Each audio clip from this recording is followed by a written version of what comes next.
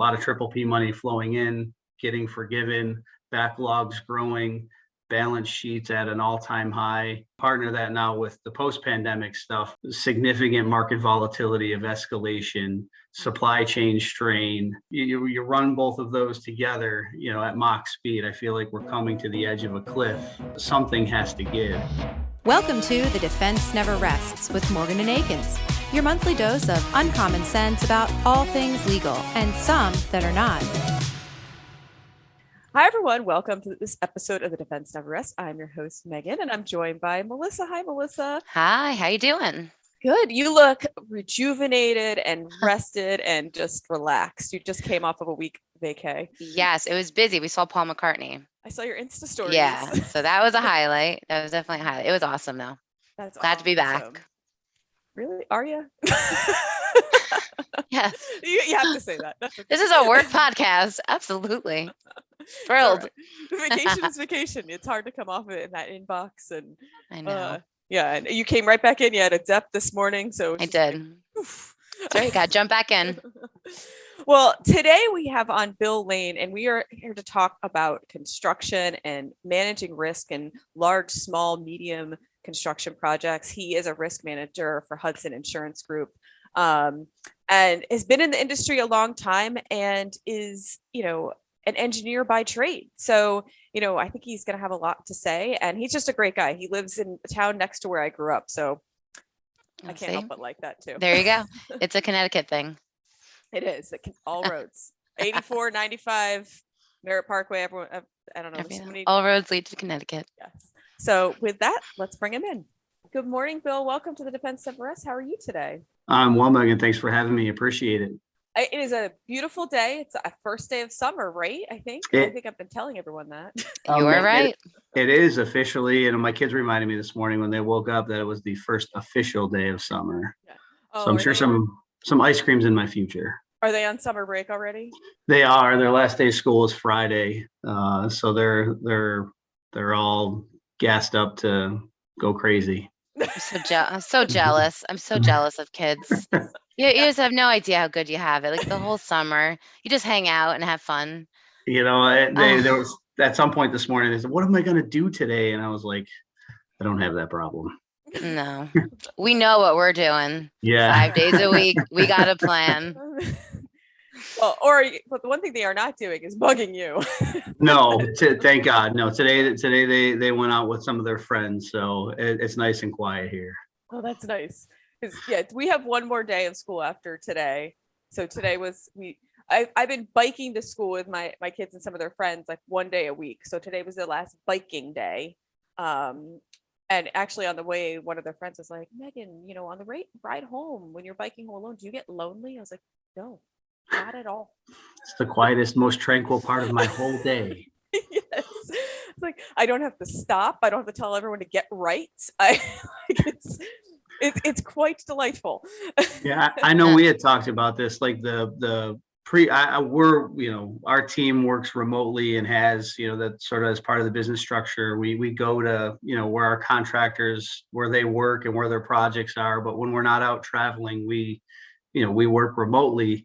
And that was always the case, before the pandemic. So the work from home thing was always, was something we always did. And when folks, got exposure to it during the pandemic, they're like, "This is awesome."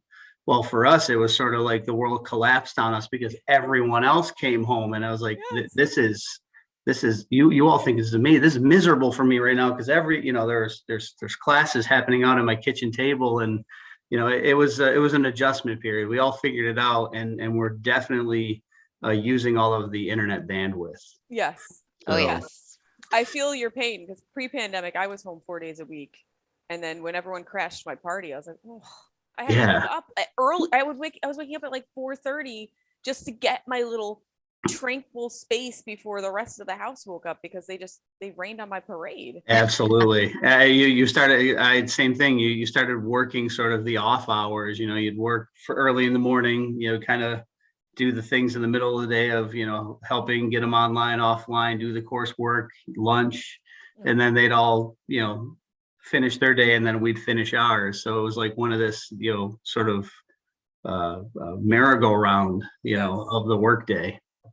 And there's some aspects I miss of it, but I don't miss like feeling like I was being pulled in 18 directions and being terrible at all of them. And that was, I think for me, that was the key too, is like you managed through them, but you never felt like you were doing any of them really successfully. Yeah. And I don't know about you, and but hearing everyone having like taking on those hobbies and all these things, I was like, I did none of those things. No. No, I developed 0 new hobbies during the pandemic. Except like anxiety. Yeah. I got a lot of that. But yeah, that was my hobby. I'm like, and I look back and I was like, I'm jealous of everyone else who was like, oh, like they started a sourdough starter, or they picked up all. I did nothing of that. I just was stressed out the entire time. No doubt, all of that. Yeah, there were no new habits. The only thing I increased was my frequency of snacking. So, and wiping down groceries. Yeah, I don't miss that. No. Yeah. No. No. I do like the walks around the block at first. I was like, oh, this is so nice. Look at all our neighbors. Yeah. Hi. There are things from the pandemic I do like, because we do travel so much in our role. Like, I do like the fact that airplanes are significantly cleaner. Yes. People are a little bit more attentive to like that, sanitizing and care and cleanliness. I'm okay if that sticks around for a while, or forever for that matter. I like that now that we've returned to sort of the pre-pandemic travel piece of it. That I do like. Or like, if you're sick, stay home. That's nice. It's a good. Yeah, I'm okay that stigma is now in the past. I think that was a generational thing of, we're tough, we're going to go to work. It's like, no. If you're sick, it's totally fine for you to stay home, or we can even do this, and I won't share with you, my, whatever. I always joke with the, whatever caucuses that you have, the streptococcus, staphylococcus, you keep whatever that is. So it's crazy that it took like a worldwide pandemic to be able to take a sick day when you're actually sick. But at least we made it. We made it here. Did. We did. And honestly, I think we're going to start leveraging technology to our benefit. Say being more efficient, stuff like, going on Zoom, going on Teams, something that you would have invested a tremendous amount of time in travel and preparation, you can do significantly more efficiently now. Absolutely. So I'm okay if a lot of that stays, but I did miss the in-person stuff, and we're doing that now. And that's really, for construction, seeing is believing. So getting out to those project sites, but I still think you're seeing a lot more technology embraced on those project sites, that are making things more efficient. So I'm happy with a lot of like the pandemic sort of, there's a lot of stuff to be, dreary about the hangover that we've got from it, and the escalation, volatility, supply chain strain, all of the hangover stuff that's creating pressures, but there were some benefits. So trying to find those silver linings. Yeah. And I say that a lot too, like that, while the certain parts really sucked, there are certain definite silver linings to it all. And we will get through this period that we're in right now. It's not all doom and gloom. Everyone thought it was doom and gloom, 2.5 years ago, and we got through it. We'll get through this too. Some days I'm not sure. I want that. Give me some of that osmosis of optimism, because right now I'm not. I feel like the winter is coming, especially in our space. Construction had, was one of those pandemic proof markets. A lot, most of it just kept going during the pandemic. Projects in a lot of cases accelerated because there were, empty buildings and empty schools. And I mean, there's a, healthcare, that marketplace stopped doing construction, but now post pandemic, they've got their foot on the gas. So I would say construction was one of those COVID proof type of marketplaces. And it got a lot of boost from, triple P money. But so fast forward, now all that triple P money's gone. All those loans have been forgiven. Most general contractors and subs have chalked that up to the bottom line and either, slid it out of the company or are doing different things with it. And now we're heading into a volatile market. So I'm in the doomsday scenario where we're heading towards the cliff at, Mach speed. and trying to help our contractor partners like prepare for that. Well, before we dive, because I think that is a really interesting topic I want to talk about. But before we do, so our listeners know who we're talking to. Sorry. No, it's great. Remind me to come back to it. But like, I don't want us to jump off the cliff before they know what cliff we're standing on. Absolutely. So Bill, by trade, you are an engineer. And you came out of school and you worked for a construction company for some time and then landed in claims. So tell us a little bit about how that winding path got you to claims. Yeah. So again, I was telling you earlier, I had listened to that episode with David Corey from Argo Group, and you had asked him the question, not most folks set out in their career to go into insurance, and interested in how you got there. He might be one of the outliers that he actually did go to college to become an underwriter in insurance. But no, I didn't set my career out to land in insurance. Like, as you know, I got out of school with an engineering degree and realized right at the end of my college career that I've got this degree, but I don't really want to go do the true engineering of, running calculations and designing things. So I took the next pathway, which was, educated problem solving. That's what engineers sort of do. But so I became, worked for a large general contractor based out of the Mid-Atlantic. And that was an incredible experience because, you get sort of put out on these project sites and they're all these sort of, projects are Rubik's cubes, you're kind of, unfolding things, moving contractors around, orchestrating this really, orchestrating a plan effectively and adjusting when things don't go right. And I did that for a while, and I probably still be doing that, but the company was sort of getting into these larger scale projects, and like most construction, as you finish one project, you've got to go where the next one is, and if it's not right down the street, you might have to go across the state, or you might have to move. The company wanted me to go out to the Midwest and build data centers, and at the time we were growing our family at home, so I came home, my wife said, look, we're gonna close up shop here, we're gonna move out to the Midwest, and that really wasn't an option for us. So I had run into a gentleman who had the same sort of career trajectory, worked at a large general contractor, and he at the time worked for an insurance carrier, and said, look, we're looking for someone with construction experience. It sounds like you have that. You'll still have to travel, but most of the time you'll end up, on your pillow back home. So it's still traveling, but it's not necessarily the long-term commitment. So I gave that a try. Fast forward 10 years later, I'm still doing that. So I call myself a builder at heart, and really where my passion is for building and large general contractors and how they how they deploy their business, what their processes and practices are, and how they're managing risk. But I do that through the lens of a builder, while I work for the carrier. Yeah. And so how was that transition though for you, going from working for, solving the problems in-house, so to speak, to then now you're with the insurance carrier and now you're dealing with, first of all, multiple contractors, and like you're kind of on the outside looking in. So, how was that transition for you to go from inside to out? That's a great question. It was really challenging at first because when you're with, a builder, you think that's, at the time, that was what I thought was the only way and the best way to do something. This is how we do it. These are our processes. These are our controls, and we're going to do them.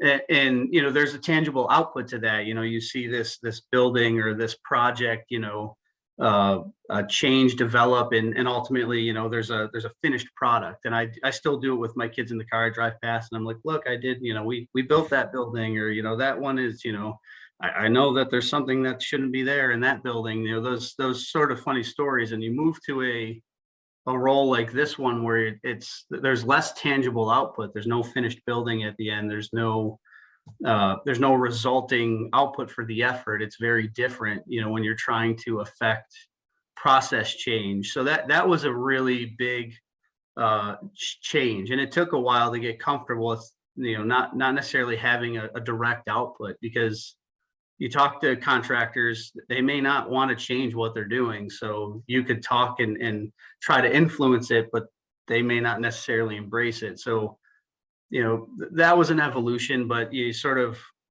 we had talked about earlier, if you can affect one change, you kind of attach yourself to the small wins.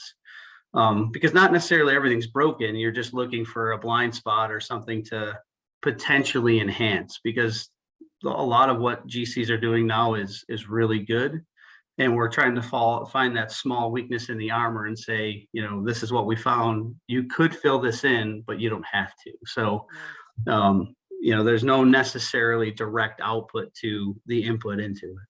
But in your role, I imagine you deal with some like larger contractors versus some like probably smaller outfits. Do you tend to see more resistance with change with some of the smaller outfits?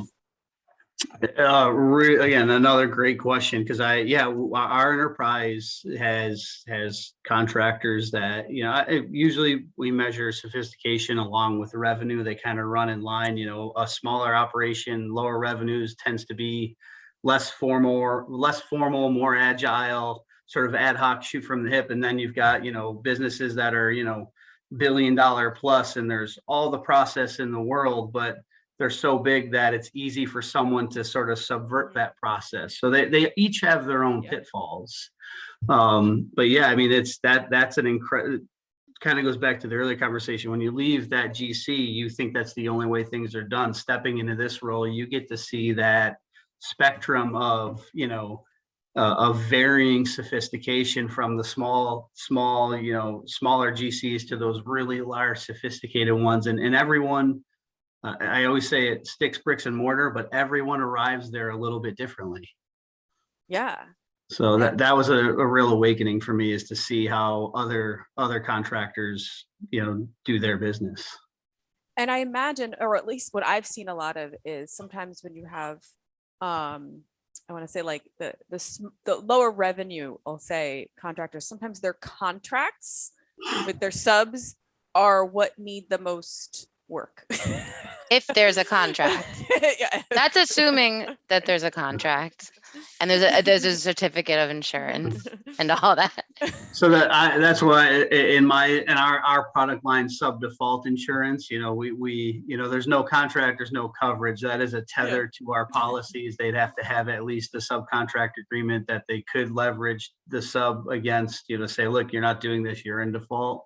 So the good news is that level, we're usually not engaged with the GCs, but I would say there's a lot that, after that subcontract, I think is where, you guys do, have a construction group. You've seen the arbitration and mediation, and there's so much that happens after a subcontract that doesn't go right, that, that's I think where we play a vital role, is most of what I think, and I hate to say this, but most of what we're trying to help our general contractors do is avoid loss in the challenging scenarios that get them into a mediation or arbitration or legal entanglement, is helping them try to avoid some of those challenges. So but that's really our role, is to try to, roll back and help them be a better business and make better selections and better risks, so that they could avoid sort of the downstream, legal marketplace, candidly. Are you finding issues because of shortage of workers in the construction industry, and in terms of GCs hiring maybe workers who aren't as skilled or aren't as skilled in that specific trade? Like, are you sort of seeing a trend right now? Very much. I think, I'm a huge fan of data. I mean, we as a marketplace, I think that's what we need to use to understand, where our risks are and where our losses are and where our losses aren't. But I would say in our loss data, where you see subcontractors default, the leader for a long time was insolvency, financial behavior.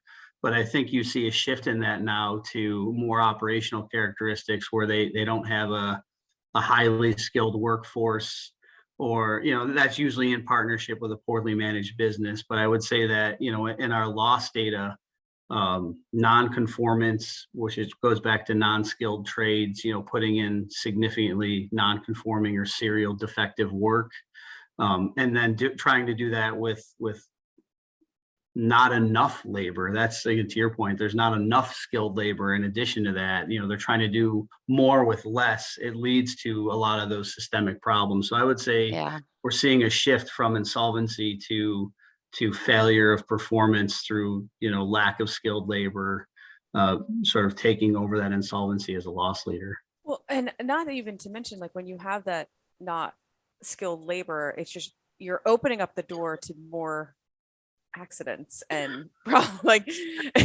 I mean, it's everything. I mean, you think about again, I stick in the subcontractor default, subcontractor performance security space. Most general contractors, the majority of their work is done through subcontracts. So you're only as good as your worst subcontractor. So when you pick a bad subcontractor, or you pick a marginal subcontractor, I don't want to say they're all bad, but you pick a marginal subcontractor, someone that you don't have an established relationship with, or someone that,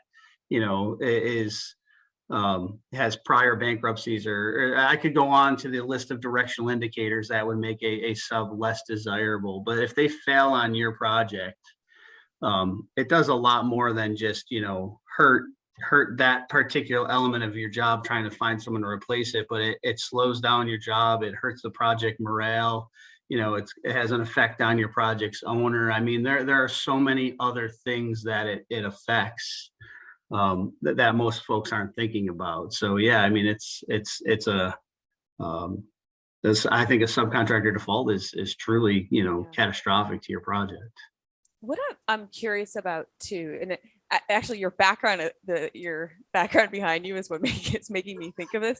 But when you have like a large scale project, like like how like you see behind you, multiple cranes, that sort of thing, from a risk perspective, is that riskier in your eyes to have like this large scale project that you have so many moving parts, or something that's a smaller scale that you may have a handful of subs working on the job? Like, in your eyes, where do you weight the risk? So I go back to the loss data sort of, being, and I'll be anecdotal here, but I would say the majority of loss comes in that lower sophistication, banding. And I go to less project size, more to subcontractor size. But I would say on large mega projects, they're not immune to a default, but they're so large and the project's mass is so critical, and there's so many controls in place that if a sub fails, you've usually got a plan B already sort of on deck.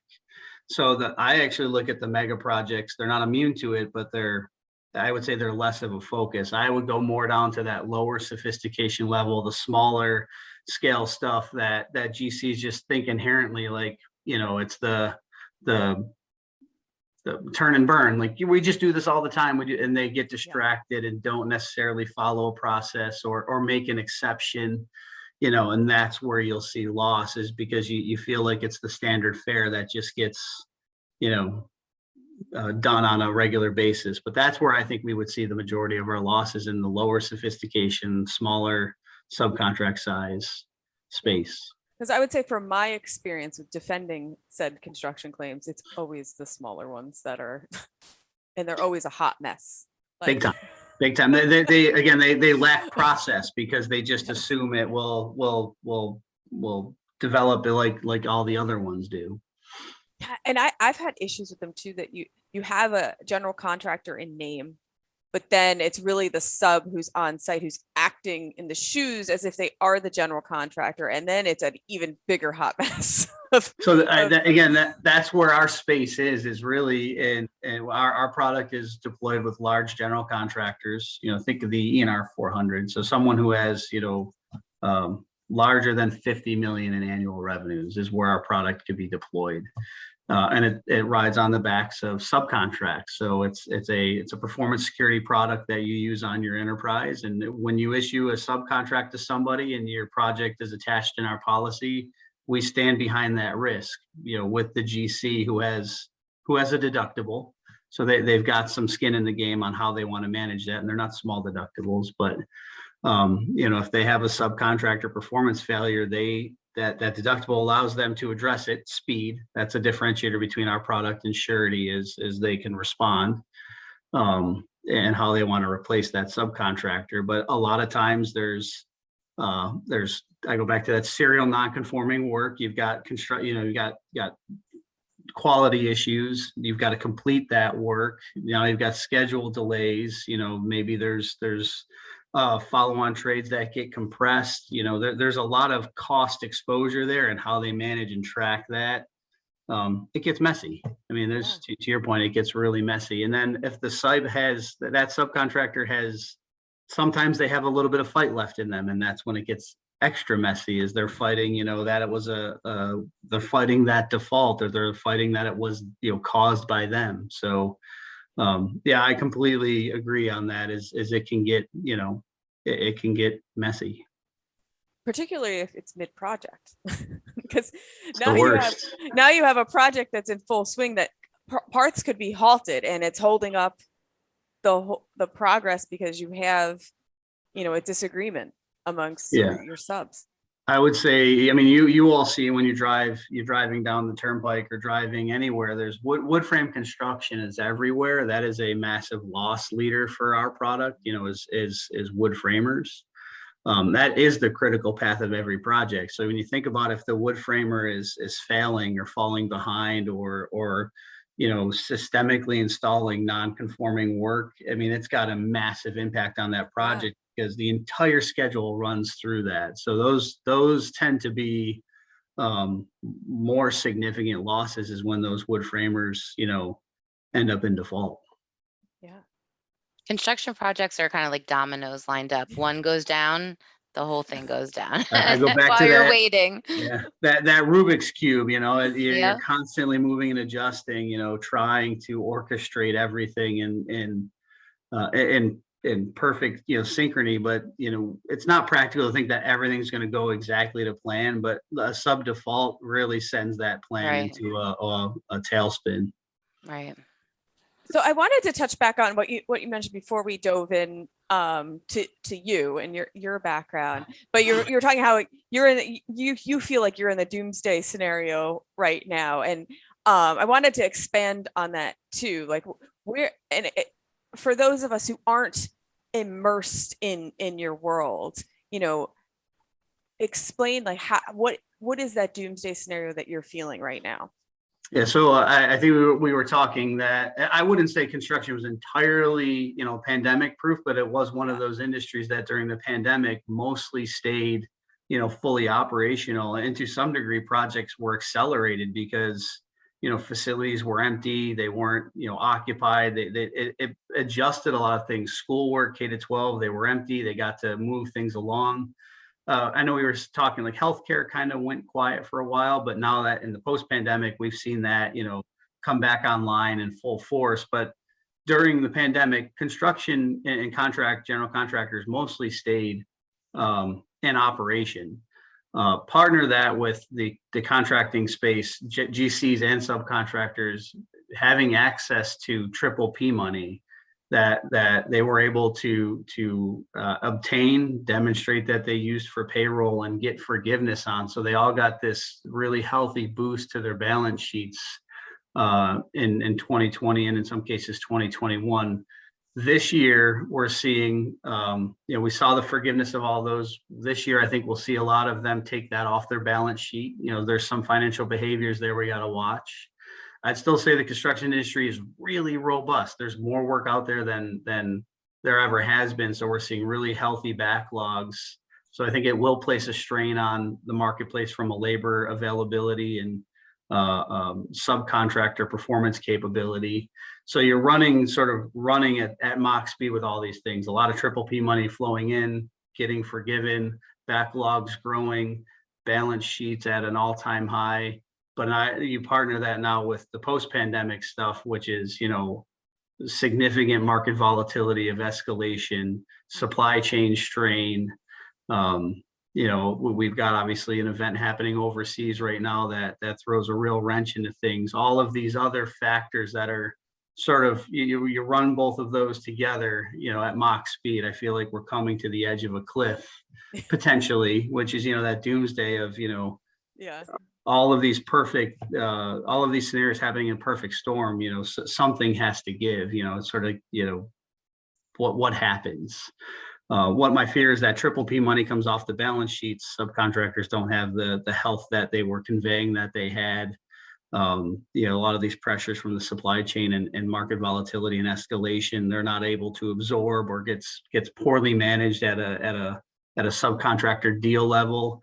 It's going to create a lot of pressure, I think, in the marketplace. I mean, I imagine the supply chain aspect being such a big impact, because if everything's slower, so your project, I mean, you get your materials slower, so your project moves slower. So like it costs you more money and it delays how long you're done. Like it's just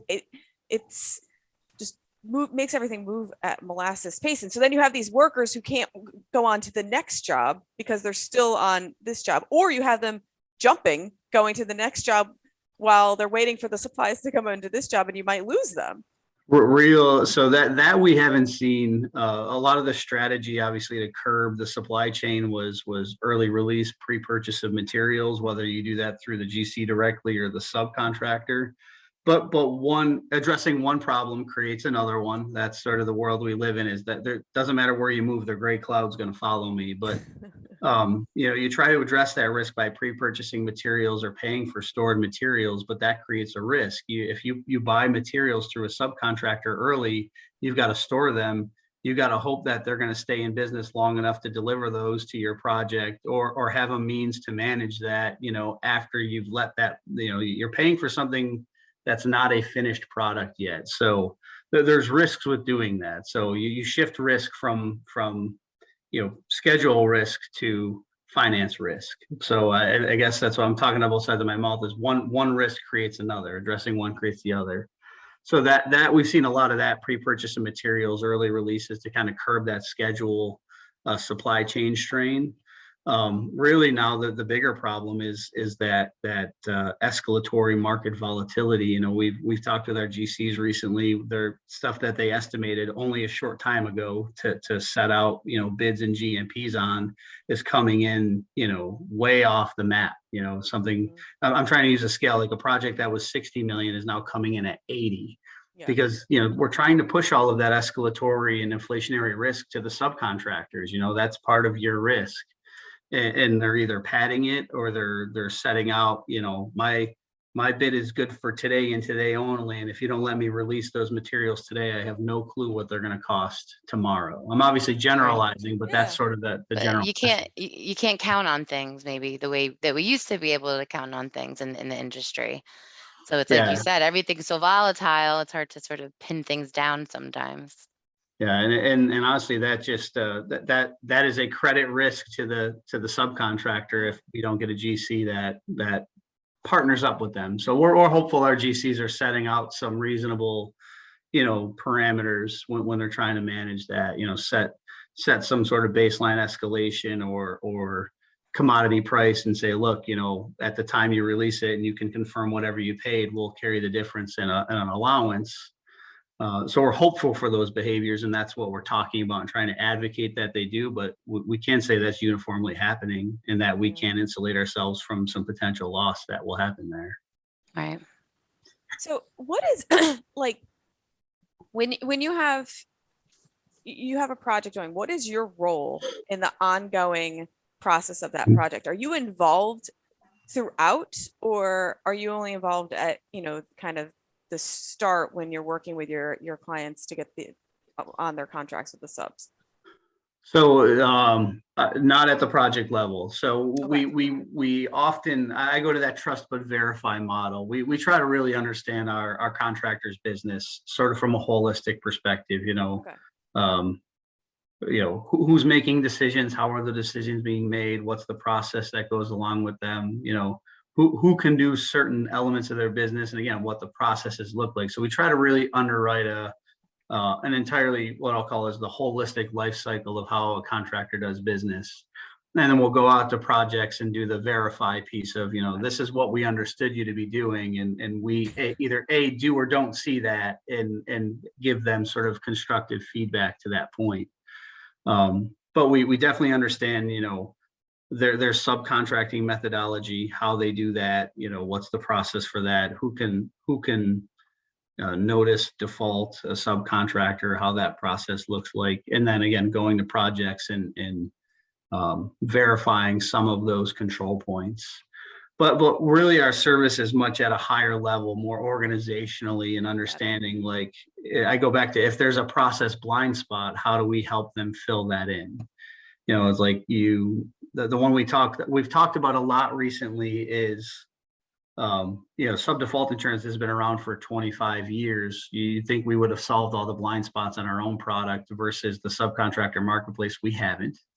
I'm sure someone will kill me for saying that, but we're going to figure it out eventually. But subcontracts typically have a notice to cure, a period for subcontractors to fix something that they're not doing in accordance with their contract. And if they don't do that, you can set out, your default provisions. You've been given a notice to cure, you haven't cured it, you're now in default.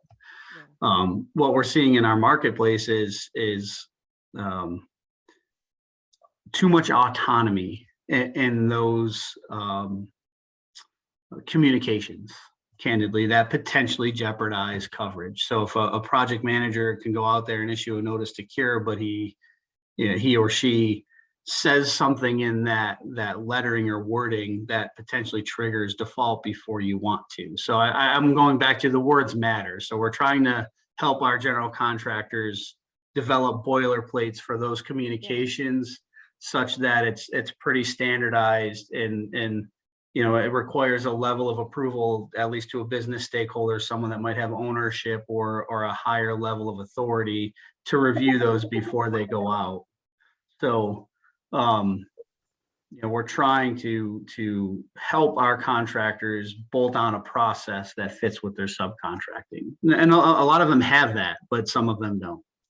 That's valuable because, like you said, that could affect their coverage. That affects their bottom line, and it could be one sentence in a letter that they didn't have. Yeah, and that happens, and unfortunately, as a carrier, and not just at Hudson, I would say all other carriers, that we've got that stigma of our first reaction is to set out and deny a claim. That's really not the case. We have a policy in place, which is our mutual agreement, and we need to make sure you're following the policy. And you may have inadvertently not done that, but we're not out there maliciously trying to deny coverage, but that is our agreement.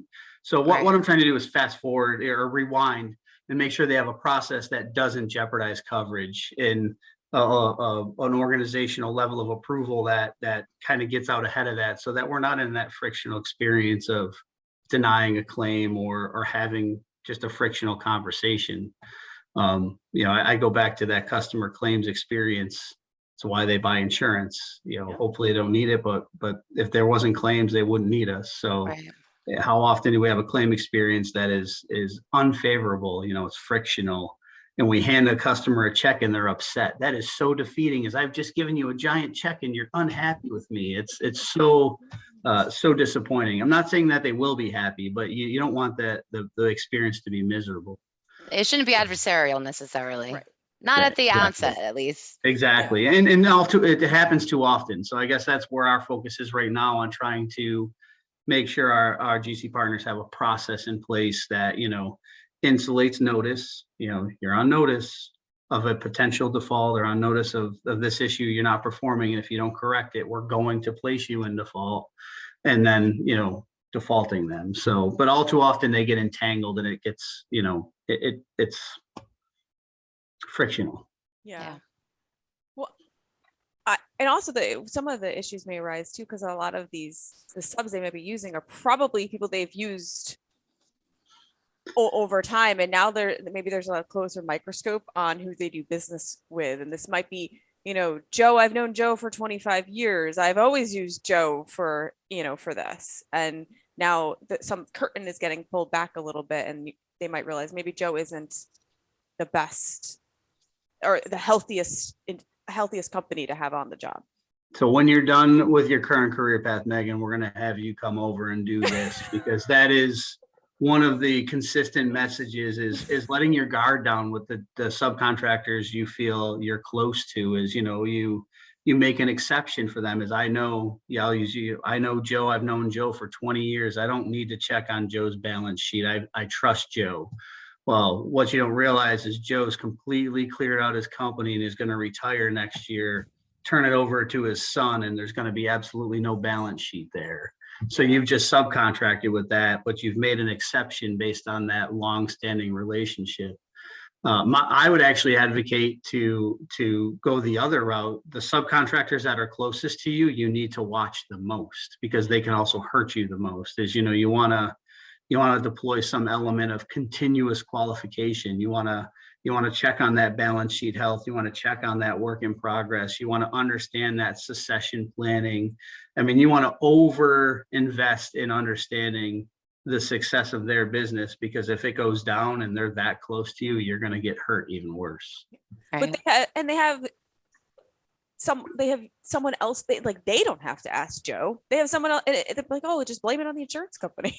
Yeah, You're making it I always easy. go to that, but blame the big bad carrier. The big bad carrier is making you do that. I'm totally fine with that.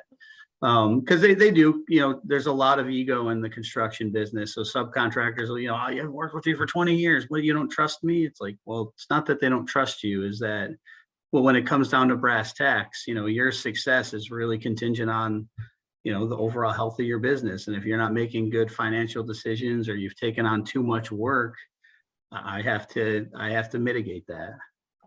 And it does happen so often, like how you meant, how we're coming with this scenario of Joe, getting rid of his company and giving it to his son. But I think that happens so much. Like, you have a family business that's been established over time, and the succession plan doesn't always work according to how that succession plan was thought out, because you can't control it from the grave. So, sometimes when these businesses kind of fall apart. Yeah, I mean, there is. I wouldn't say that it's a trend, but there is a common loss data point in that succession planning. It's a really good reason why our product actually exists. We have a loss currently that the root cause is succession planning. There were two business partners, that they did large superstructure work in New York City, and one of the business partners said, I'm going to retire. I'm going to take my equity out of the company. And he left the other business holder with all of the credit risk effectively. And he said, I can't do this anymore. I don't have enough, I don't have enough support in my financial health to finish my obligations. So the other business partner just abandoned the business. So not that succession planning was there. I mean, that was sort of one of the things I go back to why our product is good and allows it to step in is that wasn't planned. I mean, the one business partner just woke up one day and said, I'm out. It happens. But our GC was able to step in, find a replacement subcontractor, and manage through that. But the root cause of that default was succession planning. And I would say that another one is those second to third generation handoffs. There typically ends up being some strain there. So vetting that out, there's no perfect science for it, but it is a common data point in some losses. Yeah, and as someone who has a family business that's going into our third generation, I hope we don't see that fate. I think if you talk to like an FMI, they do a lot of that business planning with multiple different facets, not just construction. I think they'll say anecdotally it can survive. Most family businesses can survive first to second. The most failures occur from second to third. Oh no. So that's what they say, but I'm saying it's not. There's no perfect data to that. Yeah, but if it can survive the second to third, it can usually make it on after that. But interesting is my grandfather. This is unrelated to our current business. My grandfather was in a business with his brother, and I forget the exact allocation. I think his brother had a slightly larger percentage, and they got into like a fight, and his brother just shut him out completely. It was like, that's it, it's over. Wow. And they never I spoke again, like ever again. Yeah, I never mix business and family. Yeah. Someone told me that once, or business and friendships. Those kind of things. You leave those two completely, insulated from each other. Just to pivot a little bit, where, since you're so ingrained in the construction industry, are you seeing any areas of the country that are having more I don't want to use the word boom because I don't know if boom is, but more activity than others right now?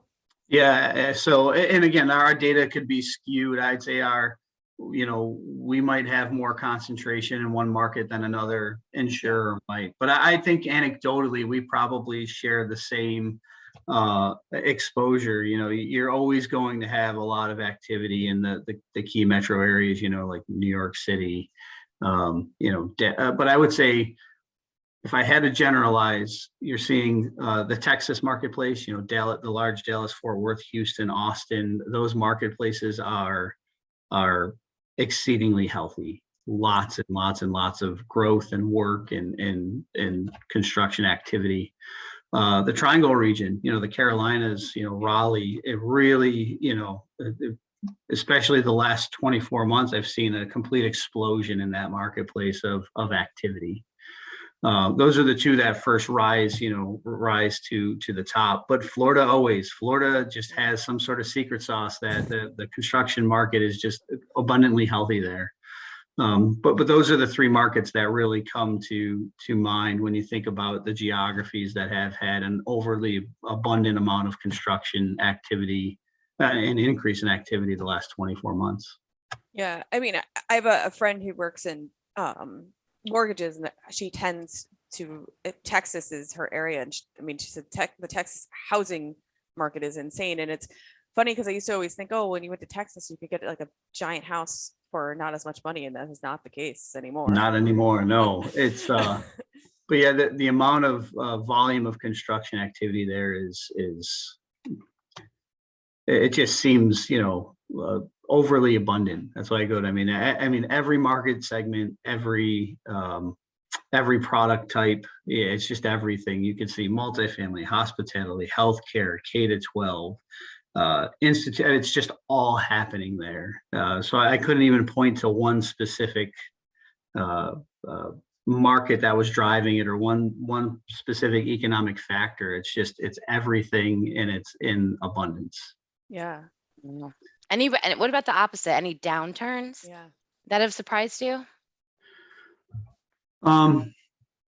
Again, and this is probably more of a concentration thing. We don't have a lot of work out on a lot of general contractors based out on the West Coast, but Right. you did see during the pandemic, folks that were working for. I mean, you think about the show business and a lot of the market segments that are out there. They got really hurt during the pandemic. Netflix wasn't building endless amounts of movie sets to fund their movies during the pandemic. I think that's kind of adjusted. But for us, we just don't have a lot of exposure out there. So it's not fair to say that those markets have quieted down, but I think anecdotally they have. That makes sense. But they're still pretty healthy from like a holistic perspective. I still see the mountain region, Denver is still pretty healthy, seeing a lot of work come online there. But most of them, I think, just have moderated. I'm not saying that they've seen less. They've just sort of stayed a natural trajectory. Right. I get concerned right now, back to that volatility. You mentioned, where I think we should be super concerned. That supply chain, where we're starting to hear about allocations of products, like primarily, concrete and, Las Vegas, the mountain regions. And we're trying to do some research to really understand if that will be long-term. But to your point, Megan, that will create a massive pressure on a project. Like if you're anticipating on pouring 1,000 yards of concrete today, but overnight the manufacturers decide we're only going to give you 200 a week, that completely changes the landscape of your entire project. And I think has a huge risk to the overall marketplace. But that's what we're seeing right now in some of like the Salt Lake, Vegas regions. And there's no there's no fix for that. You're not going to go get concrete somewhere else. They're also going to give you the same allocation. So I'm not a legal person, but I think some of our GCs are trying to look at that as a force majeure event, trying to manage that through with their project owners to say, look, this has changed our game plan. Yeah. But it creates a lot of pressure and compression on the follow-on trades that expected that work to be there. Yeah, and it's also like interesting because having that does completely mess up your whole project plan and flow. I mean, it's not like, there's a day by day plan of everything that has to happen, and if you're not going to get all your concrete on day 2 when you're supposed to get it, it's going to F up everything. Everything. It is an absolute catastrophic change of plan. And I go to catastrophic because that's what we're hearing is allocations that are they're nominal. Like, hey, we're going to give you 200 a week when you were supposed to be pouring 2,000 a week. I mean, you can't. Yeah. You can only adjust so much when that kind of event happens. You can't just say, oh, I'm going to change and go do something else. It's like, well, the entire project's built on that.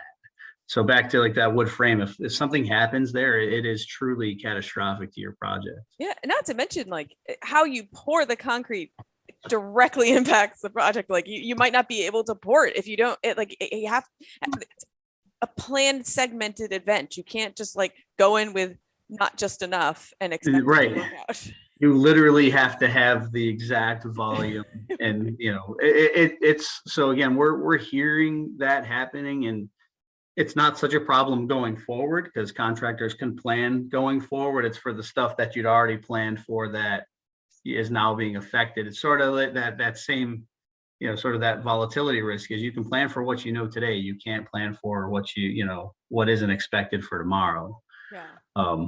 But that's you mentioned when you mentioned regions, that's what bubbled in my head is that specific region what we've got on sort of high watch right now because of some of those supply chain strains.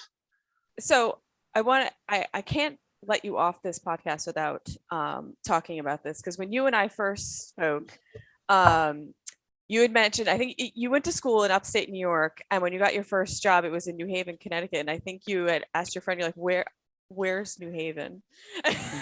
I'm not afraid to admit to it. So I had an on-campus interview with my first employer. I don't mind sharing the name. They gave me a lot of the marketplace knowledge. So Wooding Turner was incredible. They did an on-campus interview, and it wasn't the best interview. So I actually got a letter that said, thanks, but no thanks. So I was really, really upset. I said, I really like that company. I really want to go work there. And one of my friends at school said, hey, I've got a friend. She works in there.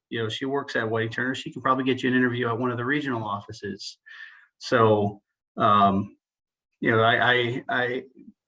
picks up the phone, calls me, says, "Yeah, we'd like to, we'd like to have you come, do an interview, and we think that there's a real opportunity here for you to have a position here." And I was like, "Great." He's like, "Yeah, we're based out of New Haven, Connecticut," and I was like, "Yep, absolutely, no problem. That sounds great." And I hang up the phone and I turn to my friend. I'm like, "Where's New Haven?" I was like, "I have no clue." Like where I remember it vividly, and I forget all the conversation leading up to it, but I remember turning to him, "Where's New Haven?" And he goes, Yale? I was like, "Yeah." He goes, "It's there." I said, "Where's Yale?" Like, I was like, I all of these things were the bubble I lived in Western New York was like, I knew all of these things and these places existed. I just didn't know how far they were, where they were. So, and they made a tremendous amount of fun of me. It's like, hey, let's go look at a map. So it was one of those funny events of, sort of piecing it all together. And then I realized it was driving distance. So I hopped in the car, and 7 hours later, got myself the world's best pizza, hands down. Which place? So I'm a firm supporter of Barstool's position on it, that Pepe's is the best. Yes. But you have to try the trifecta. You've got to try Sally's and Modern and make your own judgment. But I will judge if you don't pick Pepe's, because it's definitely the best. Pepe's is my favorite. I never had Sally's until I think 2 summers ago. and we tried it, and I was like, you know what, this is pretty good too. But I still always prefer pepper. That's what I mean. You have to try the trifecta. That I will support. That observation is you've got to try all three and make your own judgment. But I think most people end up picking Pepe's. And my brother's a modern fan, so I mean, a family divided. Too greasy for me, but that's, I think it's also delicious. Doesn't Modern have like a mashed potatoes pizza or something? I could have sworn. So I think they all actually have a mashed potato pizza. So It's a Connecticut thing. I'm a fan of the Pepe's roasted red peppers, and they do like a 3 cheese type setup, but it's Pepe's got it. It's where it's at. Thank you so much, Bill, for coming on. I appreciate the time that you gave us. Before we hop off, I want to ask you this. So we ask everyone this, and if you were to give someone or give yourself your younger self advice, what would it be? Is it only one piece of advice? Because I've got so much more than one piece of advice. It could be more than one piece of advice. Yeah, honestly, it's I was never a fan of trying new things. I mean, we can even talk about it through the lens of trying new foods. As the younger me, I was very much, a closed, lived in a closed bubble, wasn't open to trying new things, wasn't open to, it didn't handle change really well. I just wasn't. I've shared that characteristic with my son, by the way, and it drives me bad. Fast forward, go through a career in the construction industry and now in the insurance space, and you get to see all these experiences. I'm much more open-minded than I ever was. Much more, much a better listener than I was. I would tell my younger self to be, to be a little bit more adaptable to new experiences and change and other things, live less in that bubble. I'm not sure that's necessarily advice as much as it is perspective. But I would say try to, I'd almost go for a full personality change. Don't be such an introvert, start exhibiting some of those extrovert qualities that I know I now have. Yeah. I share that too, because I always was like very shy, and I still have these introverted characteristics, but I remember even when I graduating law school, I was like, I could never be a litigator. I couldn't talk in front of people. Yeah. And now look what I'm doing all the time. Yeah. Same. I was you go back and ask any of my friends from grade school, I was timid and quiet and tried to blend into the background. That was more that was my personality. Yeah. Still exhibit some of those qualities from time to time, but I've overcome some of that. But I would tell my younger self, be more willing to put yourself out there. I think that's great advice. It is. I'm sure but I don't know if your son appreciates it when you tell him. No, I try, but it's no, he'll come around. But it's sort of the world's way of you did this to your parents, so it's also going to happen to you. It's sort of that boomerang effect that your parents are hoping for. Because I'll talk to my parents every so often and say something, and they're like, "I knew a kid like that once." So, it's the world's way of having it come back around. There you go. Can't wait. So, well, Bill, thank you so much for joining us. I truly appreciate you coming on and chatting. And I'd love to have you come back on in like a year, and we could talk about how the marketplace is changing. Did we make it to the cliff? I hope we don't. I hope I'm wrong, yes. But I'm with you. I unfortunately, and I will take my gray cloud with me when we leave right now, but I don't have that optimism, but we'll see what the rest of 22 brings. I'm sure, there's something there. It might be one of those, pictures where it looks like the cliff to you, but you don't see the shelf that's below, and you're too afraid to really look over. You never know. That's good. I want your scenario. And then no one, I think in one of your early episodes, I have the 8-ball and I'm going to shake it. And I'm like, am I wrong? I hope I'm wrong. But living in this risk role, you see too many bad things happen. So, you sort of have to, I'm planning for that worst case scenario, that it all sort of all comes together at one point, and then, there's this massive fallout from it. So if I set the expectation accordingly and it's something better than that, silver lining. That's what we're hoping. We're hoping for better than Bill's doomsday. Yes, there we go. There you go. Volume 2 coming in a year. Let's book it. Sounds good. Well, thank you. And again, for all our listeners out there, if you like what you hear, please like and subscribe to The Defense Never Rests on Apple Podcasts. And you can also find us at YouTube at TDNR Podcast. Thank you. Bye.